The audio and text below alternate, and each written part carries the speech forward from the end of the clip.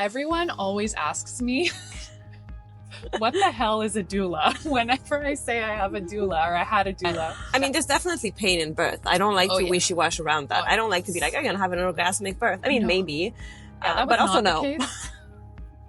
But also no, because the whole thing was literally like a birthing center, but you were in a hospital. Yeah. I felt like I was on drugs for a week. Yeah, you were definitely on a birth high. Can you explain what the hell was happening to me? Because I did not take any drugs, just to clarify. Well, you kind of did, because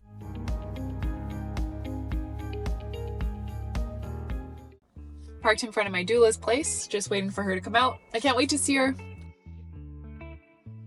Morning. You look great too. Excuse you. Look at that ice. I woke up at 7:30 and I showered. You woke up at 7:30? What happened? Can we hear Lucian? Probably. So cute because he's better. Like real lifestyle. Real lifestyle. Real life. My bottle here. All right, let's see. Bam! Boom! Look at us go. How are you? Just like, how are you feeling in general? Like, are you okay? Like, what, did you just have another birth recently? Or no. Gab, your last one? Or? No, Gab was my last one. Now I'm back on call. Actually, we came back on Monday, and I'm back on call for 2 births this month. I have 3 clients for end of August. Woo. And again, I'm like, why did I do that to myself? It's gonna be like mine, where like exactly it was like 4 in a row. It's gonna be the same thing. But at the same time, you know, September is actually the busiest month for babies. So end of August, September. It's Christmas. It's we Christmas. Get frisky at Christmas. It's Christmas. We make babies. Christmas, baby. And there's actually one day that's the busiest day of the year in terms of birth. I think it's around September 9th or 12th or something like that. So I am in the car with, I'm going to wake her up by screaming. Yeah, don't scream. So I'm in the car with this magical woman here, Alex Nigrou, who was my doula for my first baby. She helped me and my husband so much bring this little munchkin into the world. Beautiful munchkin. Beautiful munchkin. And we are driving up actually to see my sister-in-law who gave birth 2 weeks ago, also with it's 2 weeks ago exactly 2 weeks now. ago exactly today. Yeah. Also with Alex by her side. Yeah. And I've been thinking a lot about how everyone always asks me, what the hell is a doula? Whenever I say I have a doula or I had a doula. Oh my God. And I don't even know, like Alex, other than like, I don't know, she's like some magical creature that just comes and like does her thing. I don't even know how to explain. And I've had the experience and I don't know even how to explain. I'm like, well, it's like pain management, but also like support, but I can't even like put into words what it is that you do, because it's like everything. But anyways, so can you tell me what you do for a living? It's a very good question, because I have a hard time myself putting words onto it because it's so personalized depending on the family. So funny story, I was in Quebec City with my son and we were taking an Uber, and the Uber driver asked me what I do for a living. So I just say, like, very simply, I'm a yoga teacher. I just keep it very basic. Yeah, but then my son goes, no, mama, doula aussi. And I go, okay. And then the guy turns around and is like, what's that, a doula? What? Doula do? So I go, well, it sounds so mystical, like you know? a doula.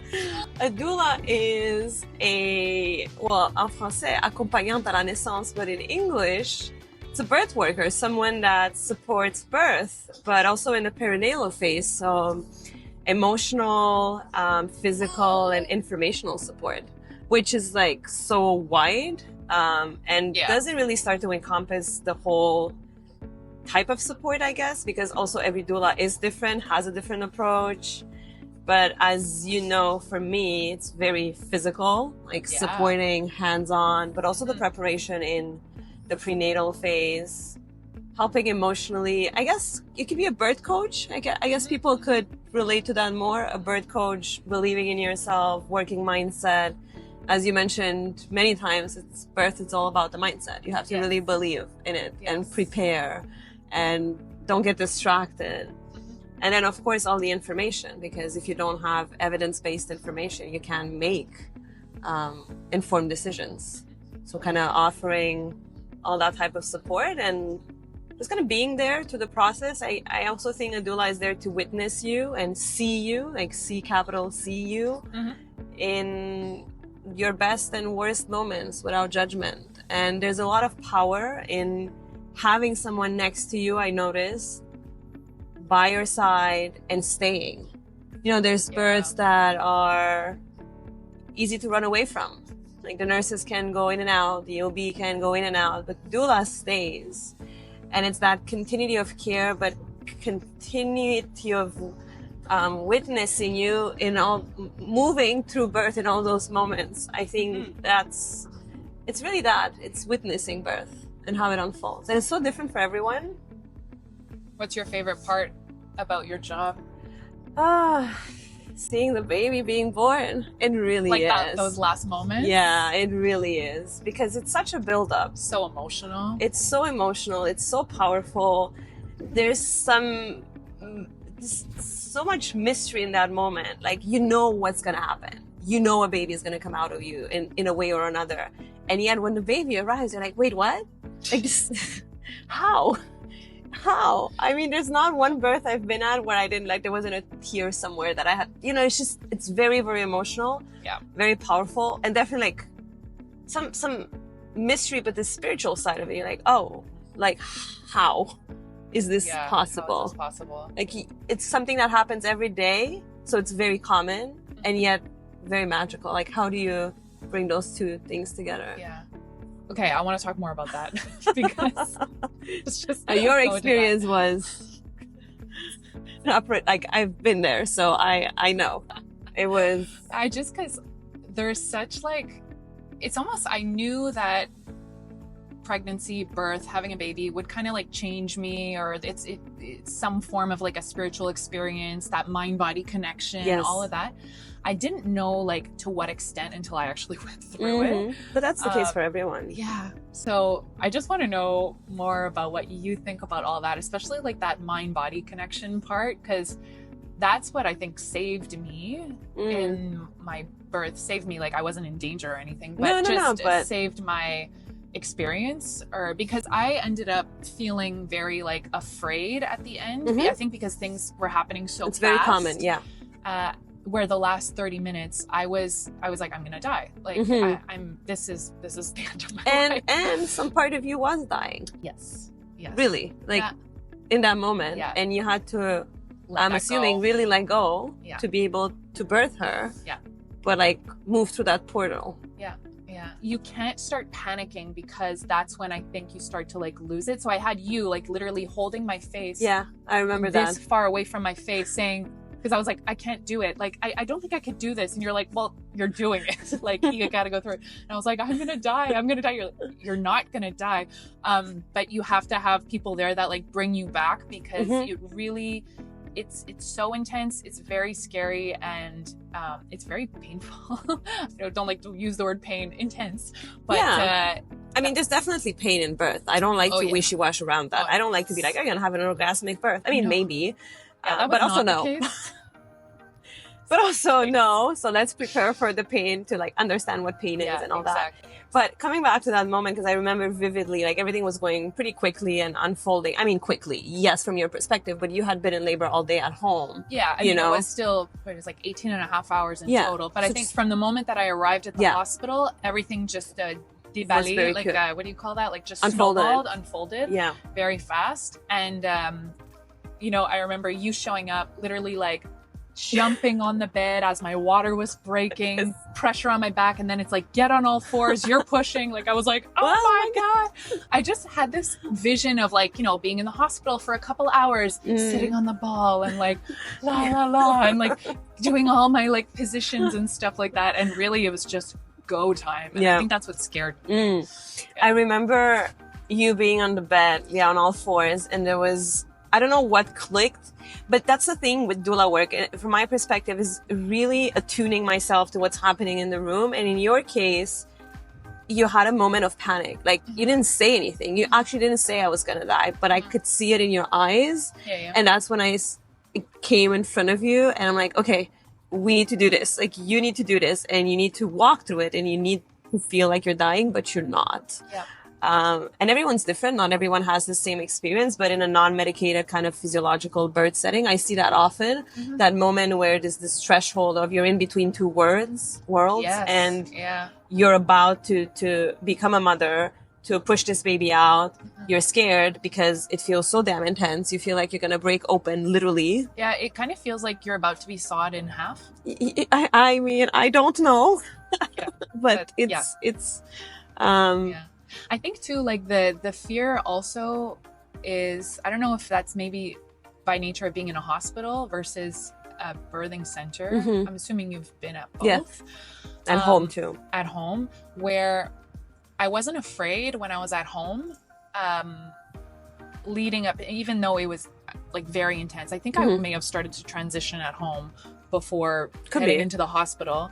And I wasn't like afraid, but there was something about like that moment when you're in the hospital, when you have people sort of well-intentioned, but okay, now you have to do this. Okay, da, da, da, and you're being guided, and that's fine.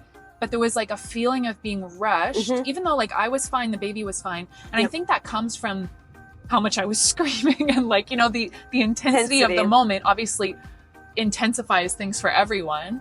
But does that play into it a little bit too? Like just the setting, or? The setting absolutely plays into it. The environment, I mean, you remember your hospital room wasn't like dark and quiet, and no, it was bright and everyone was coming in, and it's like, okay, we're doing this thing now. And that's what I see a lot when pushing starts in a hospital setting. All the lights are on and it's go time, you know, so let's scream, let's count for you. And it doesn't need to be like that. So if there's more down regulation, usually it's a little bit smoother, but I do feel that the environment and this kind of, whoa, these things are happening, led to kind of a little bit more panicky. A little more panic. Yeah, a little bit more. I do feel everyone goes through that moment of like, oh my God, it's go time. Like, how am I going to do this? How am I supposed to push? Okay. But I do feel in a hospital setting, it can be emphasized depending on who's there and whatnot. And also, like, I don't know if you remember, but your nurse has said that she never experienced a non-medicated. Are you serious? Yeah. Like, she was like, oh, this is my first time like seeing non-epidural, nothing, like just like that. That's so crazy. It's not like nurses or this hospitals in general, they don't get to experience this process kind of unfolding as physiologically as yours did, because that makes a lot of sense. Because well, she had seemed like an experienced nurse. No, she was, but it was like, whoa, like no medication, like no pushing on your all fours. Yeah. And because the whole thing was literally like a birthing center, but you were in a hospital. Yeah, exactly. And I've supported quite a few births like that, but all the time the nurses after, they tell me like, wow, that was really cool to witness, but maybe they're not necessarily trained or used to support something like that. Because I noticed that, so obviously they were coaching me to do the 10-second pushing, right? And I knew that was coming, like, anyway. Of course. And I was, even if I would have wanted to do it, but your body was not. My body could not. And I think maybe that plays into like the fact that the nurse, who was like wonderful, I really liked her, but now that you're saying she never had someone give birth like in an unmedicated way like that on all fours, there is no holding your breath for 10 seconds. Not in that. Not how you were. I could do it for maybe 4 to 5 seconds, and then I had to sort of just like release your body, the energy, and to be honest, half the times I wasn't even pushing. No, that's the thing. Like, you got actually your body doing the work for you. Yeah. Versus when you have an epidural, well, the body doesn't do that. So then the purple pushing or coach pushing comes in, and it has some value, you know? But I did feel the difference. So when I was able to do a couple times in that 30 minutes, maybe less than a handful of times, was I able to push for 6 seconds, maybe, like hold down and push. I could feel like that it was working. Okay. Like I see the benefit of it, but my body just, it felt very counter to like what my body could do and wanted to do in that moment. Yeah, that's it. But now coming back to like the spiritual side, I think it's like this, you're crossing, you're becoming a mother, you're giving birth, and as much as you can prepare for it, there's this moment of, oh my God, this is really happening. I think we never really realize until we're about to have this baby in our arms, which is like really late in the game. Even Yeah. if you're in labor, you're processing, you're in labor flow, you're like, this is happening. But then I find that once the baby is crowning or literally coming out of you, Yeah. this is the moment where people are like, I can't believe this. Like, I can't believe I did this. I can't believe this. In birth world, we call this the pause between the moment baby comes out and mom is like or parent, you know, is so just, whoa, what just happened to me? That's why I was crying. So it's funny because you filmed that moment, which is like, I've watched that video 1,000 times. I'm so grateful that I have it. My husband watches it about like all the time, every night before he goes to bed. Maybe not every night, but it's such an amazing moment. Yeah. And it's funny because I'm holding her. They passed her to me on all fours. And I'm holding her and I looked at her and I started crying. And everyone who like saw that or witnessed that, or like our parents who saw the video, they're like, that's so beautiful. You saw your daughter and you started crying. I was like, it's not even that. No, you don't. Like, I couldn't believe what I had just done. Like, I was in shock. I was crying because it was over and I was so grateful. Relief. Yeah. And it wasn't like, I mean, I love my daughter, but like, it's just, that's not why I was crying. I was crying because it was just it was like, okay, my life will never be the same. It was such a weird moment. I can't believe I did that. And okay, so after I gave birth, I felt like I was on drugs for a week. Yeah, you were definitely on a birth high. I was on a really birth high one. I could not. I slept for like an hour, and I was just like, bing, like, oh my gosh, wow, what a wonderful sleep! Like, this is amazing. I wanted to do I wanted to go. We're 2.5 days old and we were at bowling. Like, I was just, I mean, my pelvic floor suffered a little after. I should have rested. Like that, you didn't follow the advice, but no, that's okay. That's it. But I couldn't sit still. You were like restless. I couldn't stop talking. I could not shut up. And I talk a lot in general, but I am able to like shut up and listen. There was none of that. I couldn't shut up. I had a religious experience in my bathroom. Okay. I like felt God. Frisson. So can you explain what the hell was happening to me? Because I did not take any drugs, just to clarify. Well, you kind of did, because birth in itself, when there's nothing kind of bothering you in the process and you're literally in that flow and in your hormones and the combination of hormones, that in itself is the birth high. And actually, I feel the birth high as well, as a person there to support and kind of witness that. I take that with me. So, of course, not to the extent you did, but I remember leaving. I remember leaving the hospital. I was like, I can go. Like, I don't care. I'm going to go for 2 nights without sleeping because I feel so energized. The oxytocin is so strong. And in your case, I think everything went kind of so much as you really wished for. Not like planned, but like I think it went pretty much to the dot to what you wished for. It was like almost textbook to what I would have hoped for, which is great because like the pregnancy wasn't and the breastfeeding wasn't. Exactly. So at least I got the birth. The birth, you got the birth. I always say you get 1 in 3. You can't get like the 3 of them. Sometimes if you're lucky, 2 in 3. But in terms of your birth experience, like all that oxytocin and combination, not everyone will feel it for as long or be as high as you were, but definitely people will feel like they're on drugs. And it's the best drugs in the world to be. That's why people literally 2 hours after giving birth, they're like, I want to give birth again. This is amazing. We'll do this again. Yeah. That's why you hear that. Obviously not when it comes to long, complicated, hard births. It's very, very different. Yeah. But you had a religious, I didn't have a spiritual birth. you had a really good birth. All the, and you could feel it in that room. It was joy. It was light. It was fun. It was funny. It was funny too. I also like ended up getting the fentanyl because they had to pull put their hand in to get the placenta at the end. So I was actually on drugs for a little the fentanyl gave you a little like extra. A half hour of like insanity where I just sort of lost my mind a bit, and I'm like, call my grandma, I fucking did it, grandma. Like just saying the craziest, saying the craziest stuff, which like, God, so sorry that you had to witness. No, it stays to this day. I always say, first of all, the fact that we were 3 Alexes in the room was with the doctor 4. 4 Alex. So Alex, that was just meant to be. And then I still think of your birth as the funniest. Not in a bad way, just it was funny. Of course you had this moment of fear and stuff, but it was funny, it was light, it was fun. Yeah. And you were high. And I was high too. I was out there, I'm like, oh my God. like, what did I just get to witness? This is amazing. You were in and out in like an hour and a half, 2 hours. Yeah, that was probably one of my quickest. I think That's it's so probably funny. my quickest. Yeah. I mean, you never know, right? never Because know, you can yeah. arrive and you're about to push and then you're there It for takes 6 2 hours to because, push yeah, and, whatever. complications after. and Exactly. stuff. Yeah. But that was, you were high.